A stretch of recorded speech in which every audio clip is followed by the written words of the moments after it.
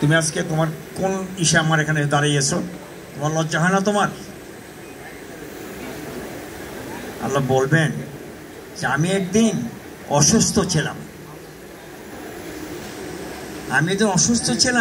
যে তুমি কাজ দিয়ে ঘুরেছো, কিন্তু আমার একটু চিকিৎসার জন্য, আমার সেবার জন্য তোমাকে পাইনি।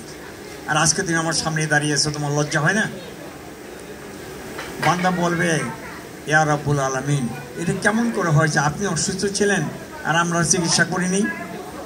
তখনই বলবেন, তোমাদের আশেপাশে অনেক গরিব মানুষ ছিল যাদের চিকিৎসার জন্য কোনো ব্যবস্থা ছিল না, হাসপাতালও ভালো ব্যবস্থা ছিল না, হাসপাতালগুলোতেও ভালো কোনো ব্যবস্থা ছিল না।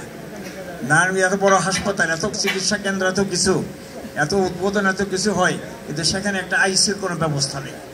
একজন মানুষ যখন আইসিইউর দরকার হয়, ঢাকা ছাড়া নারায়ণগঞ্জে আইসিইউর কোনো ব্যবস্থা নেই। এই দুরবস্থা নারায়ণগঞ্জে এখন।